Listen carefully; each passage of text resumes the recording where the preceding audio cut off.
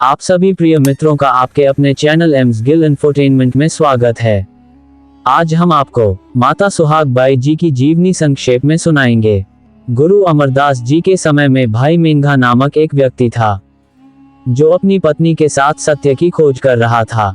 उस युग के अधिकांश लोगों की तरह वे भी तपस्वी, त्याग के लंबे समय से पोषित विचारों से बाधित थे। एक दिन एक अजनबी, जो उनका दूर का रिश्तेदार था, उनसे मिलने आया।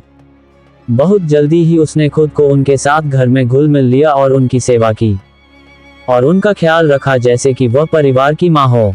उसने उनके लिए खाना बनाया और उनकी सेवा की। उसके आने के तुरंत बाद घर में व्याप्त तीव्र निराशा की भावना धीरे धीरे दूर होने लगी। ये दयालु महिला माई सुहाग बाई उनके लिए आशा लेकर आए।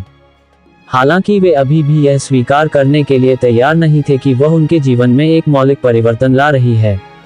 दंपति खतरनाक रूप से बीमार पड़ गए। 21 दिनों तक वे टाइफाइड बुखार से पीड़ित रहे, जिसके बाद लंबे समय तक शारीरिक कमजोरी रही। दोस्तों और रिश्तेदारों ने उन्हें बीमारी से बचने के लिए मना लिया।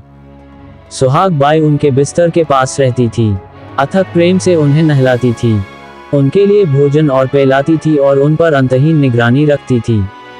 ये प्रतीत होता है कि महत्वहीन महिला उनकी आंखों में एक प्रभावशाली और रहस्यमयी व्यक्ति बन गई। उन्होंने देखा कि उसमें कुछ ऐसा था जो अजीब तरह से अलग था।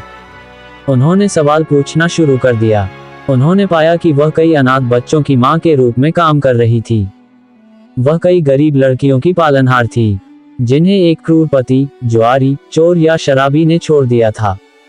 उन्होंने उसे बीमार महिलाओं से मिलने, उनके बच्चों की देखभाल करने, उनके कपड़े धोने और जरूरतमंदों को आर्थिक सहायता प्रदान करते हुए पाया। उन्होंने उसमें एक गुप्त नदी पाई जो हजारों चैनलों में बहती थी, जो मरे हुए और मरते हुए लोगों को प्रकाश का पानी लाती थी।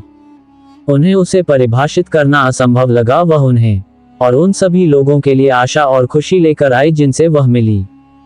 धीरे धीरे इस जोड़े को यह एहसास हुआ कि इस माई सुहाग बाई का हर कार्य अच्छाई से बाहर था। उसका हर कदम एक गीत था और वह खुद बर्फ से ढके पहाड़ों पर फैले आसमान की तरह पवित्र और ऊंची थी।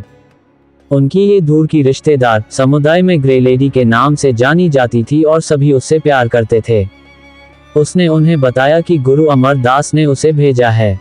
उसके निर्देश थे कि वह कर्म की भाषा के माध्यम से सत्य का प्रचार करे।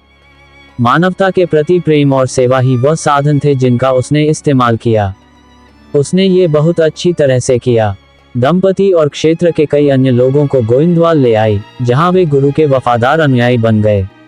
अपना कीमती समय निकाल के हमें सुनने के लिए सभी दर्शकों का हार्दिक धन्यवाद। और भी सिख इतिहास, कहानियां और घटनाएं जानने के लिए बने रहे हमारे साथ।